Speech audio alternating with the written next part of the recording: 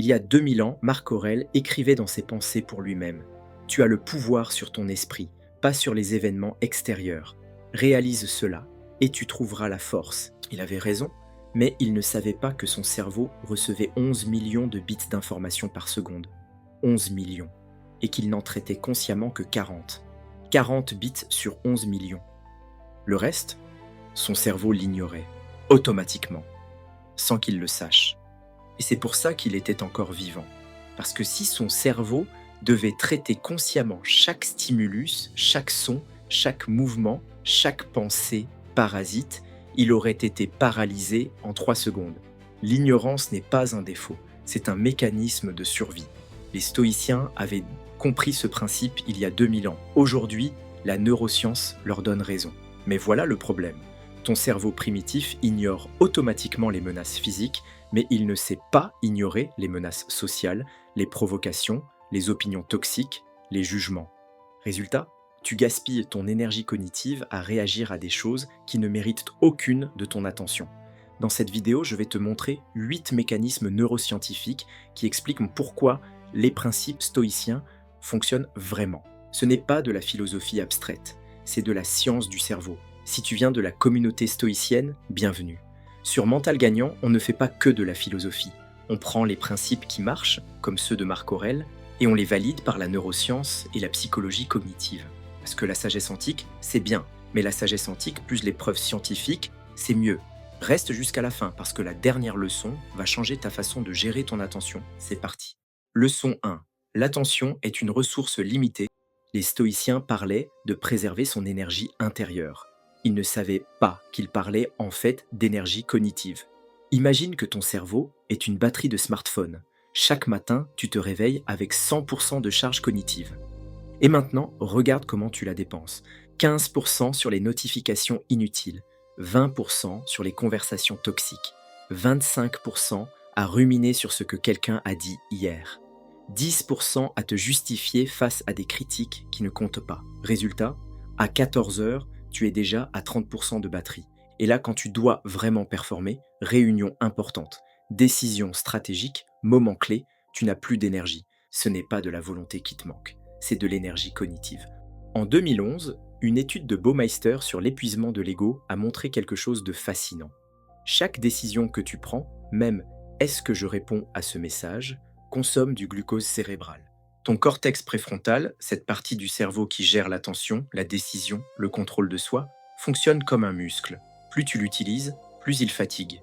Et le pire, les stimuli émotionnels négatifs, comme une provocation, une critique, une confrontation, consomment 3 à 5 fois plus d'énergie qu'un stimulus neutre. Donc chaque fois que tu réagis à une connerie, tu brûles l'équivalent de 5 décisions importantes.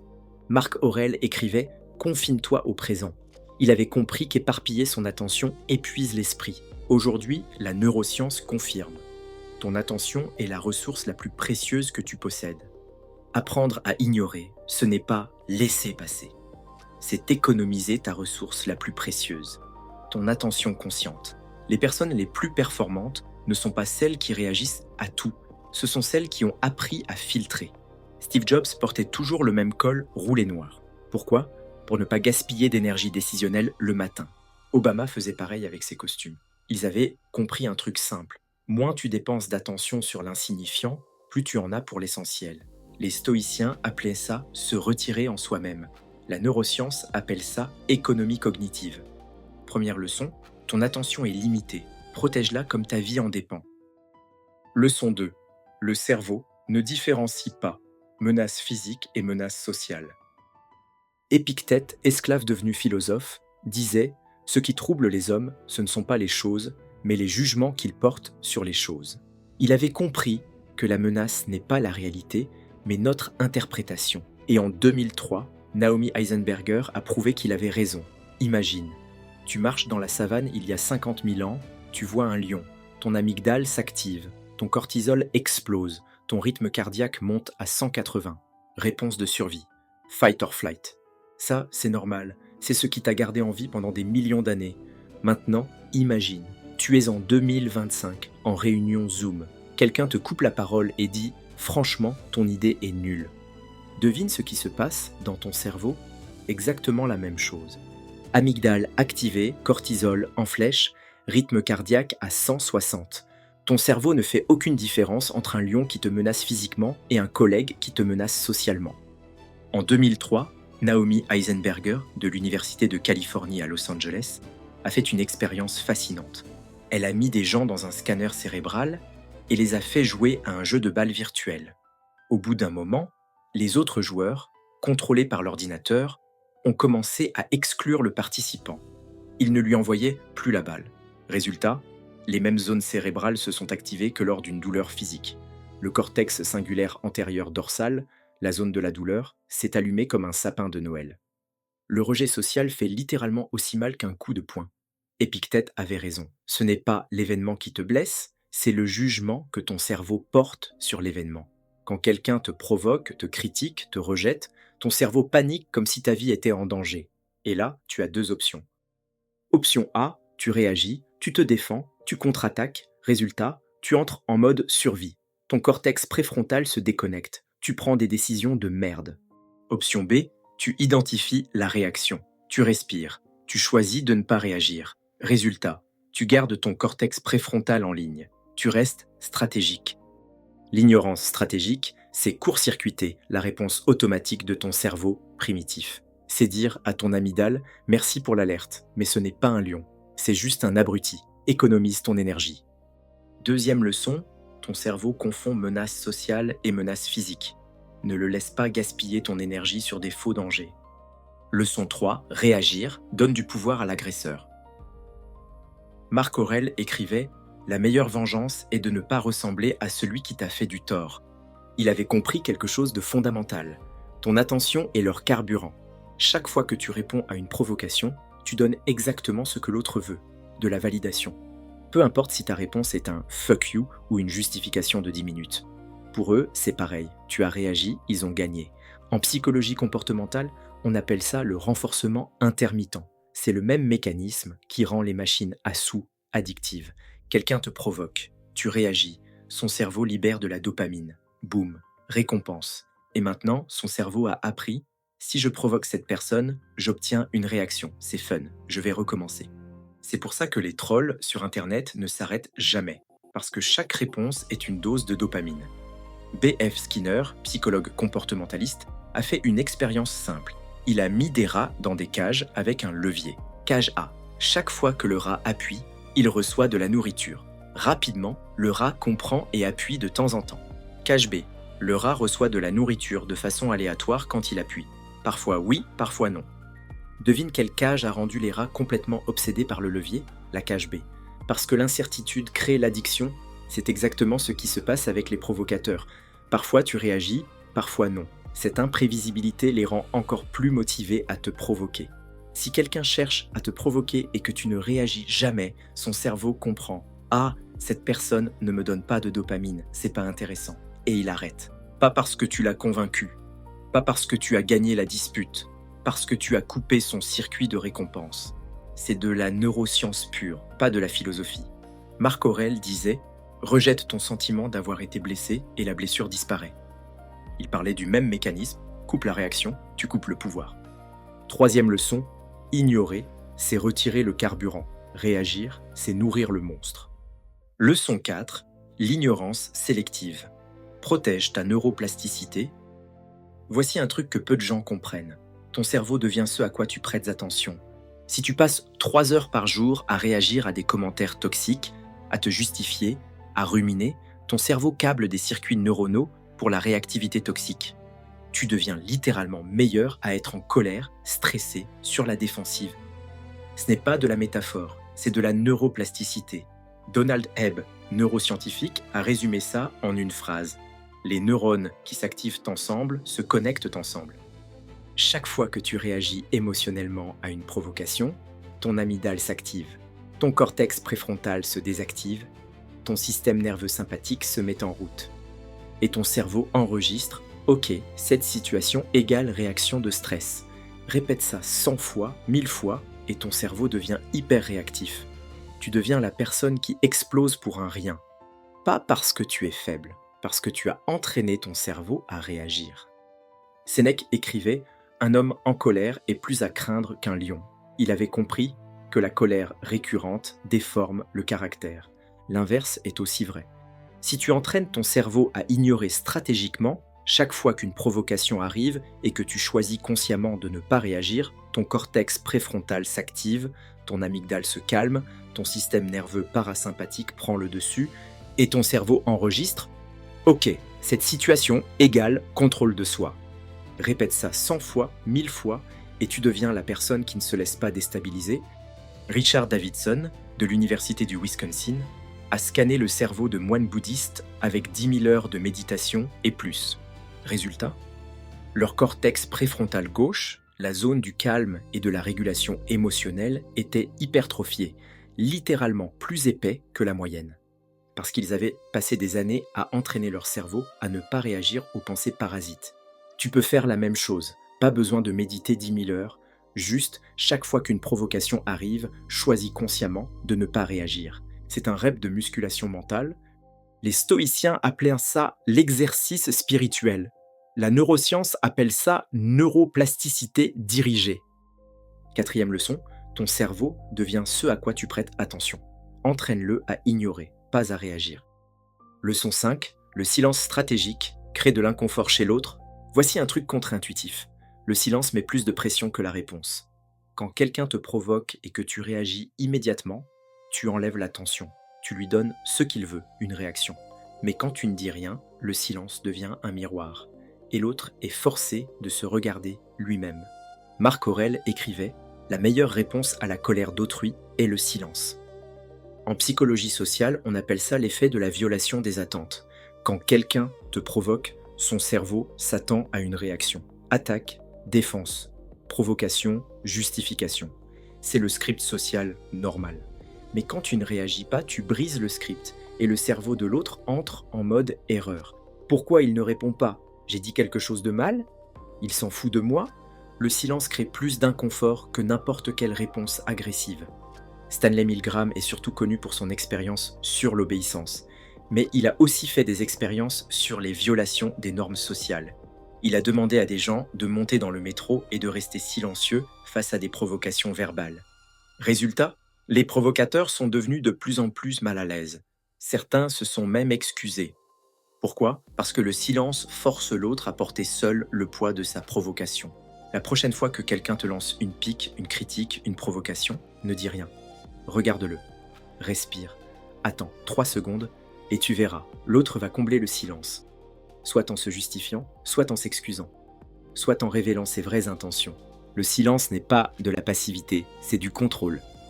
Épictète disait « Si tu veux améliorer, sois content d'être considéré comme stupide et insensé dans les affaires extérieures. » Il parlait de la force du détachement silencieux. 5e leçon. Le silence stratégique met plus de pression que la réponse. Utilise-le.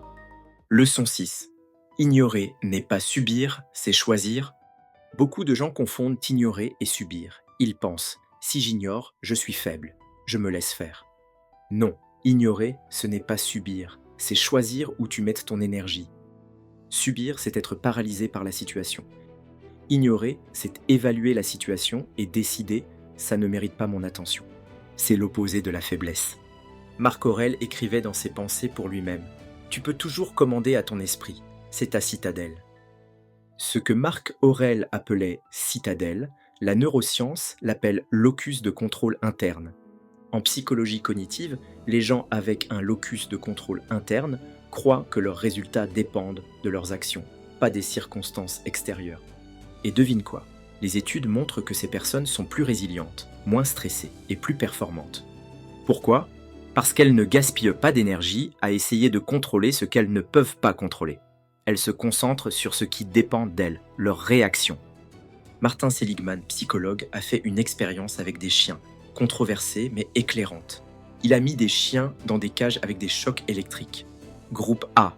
Les chiens pouvaient appuyer sur un levier pour arrêter les chocs. Groupe B. Les chiens ne pouvaient rien faire pour arrêter les chocs. Résultat, les chiens du groupe B ont développé ce qu'on appelle l'impuissance apprise. Même quand on leur a donné l'opportunité de s'échapper, ils ne l'ont pas prise. Ils avaient appris qu'ils n'avaient aucun contrôle. Maintenant, imagine les humains. Si tu passes ta vie à réagir à tout, à toutes les provocations, toutes les critiques, tous les jugements, tu développes l'impuissance réactive. Tu deviens l'esclave de chaque stimulus extérieur. Mais si tu apprends à choisir ce à quoi tu réagis, tu reprends le contrôle. Épictète, qui était esclave avant de devenir philosophe, disait « Il y a des choses qui dépendent de nous et d'autres qui ne dépendent pas de nous ». Il avait compris le locus de contrôle interne 2000 ans avant la psychologie moderne. Quand quelqu'un te provoque, demande-toi « Est-ce que réagir à ça améliore ma situation ?» Si oui, réagis stratégiquement. Sinon, ignore complètement. Ce n'est pas de la passivité, c'est du contrôle de soi. Et le contrôle de soi, c'est la compétence mentale la plus rentable qui existe. 6e leçon. Ignorer n'est pas subir, c'est choisir. Et choisir, c'est le pouvoir. Leçon 7. L'attention sélective est un muscle. Voici ce que la plupart des gens ne comprennent pas. L'ignorance stratégique n'est pas un talent inné. C'est une compétence, un muscle. Et comme tout muscle, tu peux l'entraîner. Sénèque écrivait « Commence par de petites choses ». Il parlait de l'entraînement progressif de la maîtrise de soi. En 2007, une étude de Tang et Posner a montré quelque chose de fascinant. Ils ont pris 2 groupes de personnes. Groupe A, entraînement à la méditation de pleine conscience. Focus sur la respiration, ignorer les pensées parasites. Groupe B, aucun entraînement. Après 5 jours d'entraînement, ils ont scanné leur cerveau. Résultat, le groupe A montrait une amélioration significative de l'attention sélective, la capacité à ignorer les distractions, en seulement 5 jours. L'attention sélective est un muscle, et tu peux la développer. Comment entraîner ce muscle au quotidien ? Exercice 1, la règle des 3 secondes.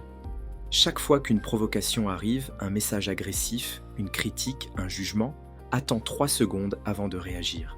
Ces 3 secondes activent ton cortex préfrontal et coupent la réaction automatique de l'amygdale. Exercice 2, le journal des ignorances. Chaque soir, note une chose que tu as choisi d'ignorer aujourd'hui et l'énergie que ça t'a économisée. Exemple, aujourd'hui, j'ai ignoré le commentaire passif-agressif de mon collègue. Au lieu de perdre 30 minutes à ruminer, j'ai avancé sur mon projet. Ce simple exercice renforce le circuit neuronal de l'ignorance stratégique.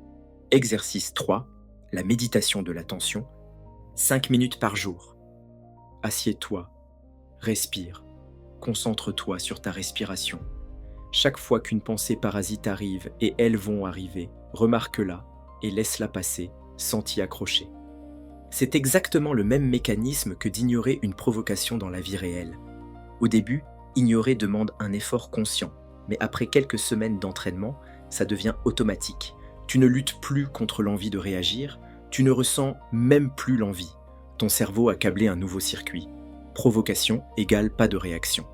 Marc Aurèle pratiquait cet exercice quotidiennement. Il appelait ça « écrire pour soi-même ». Aujourd'hui, on appelle ça « neuroplasticité dirigée ». 7e leçon, l'attention sélective est un muscle. Entraîne-le tous les jours. Leçon 8, la vraie liberté est de ne plus avoir besoin de réagir. On arrive à la leçon la plus importante, celle qui change tout. La vraie liberté mentale, ce n'est pas de pouvoir réagir à tout. C'est de ne plus avoir besoin de réagir. La plupart des gens pensent qu'ils sont libres parce qu'ils peuvent dire ce qu'ils pensent. Mais en réalité, ils sont esclaves. Esclaves de leur besoin de répondre. Esclaves de leur besoin d'être validés. Esclaves de leur besoin d'avoir raison. Celui qui doit réagir à chaque provocation n'est pas libre. Il est contrôlé. Marc Aurèle écrivait « Si tu es peiné par une chose extérieure, ce n'est pas elle qui te dérange, mais ton propre jugement à son égard. Et tu as le pouvoir d'effacer ce jugement maintenant. » Il parlait du détachement adaptatif. En neurosciences, le détachement adaptatif, c'est la capacité à observer une situation sans être émotionnellement capturé par elle.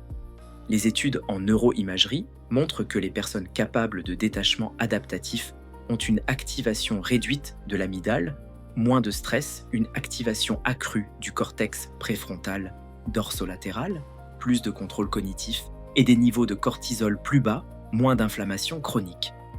En gros, moins de réactivité égale moins de stress égale meilleure santé mentale et physique.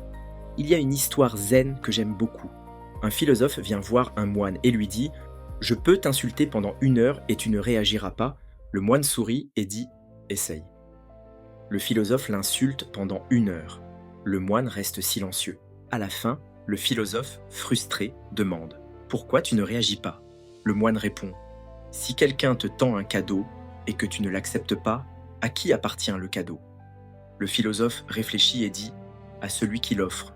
Le moine sourit. « Exactement. Tes insultes sont ton cadeau. Je choisis de ne pas les accepter. » C'est ça, la vraie liberté. Ne pas être forcé d'accepter chaque cadeau empoisonné qu'on te tend. Épictète disait « Aucun homme n'est libre s'il n'est pas maître de lui-même ». Il parlait de cette même liberté intérieure.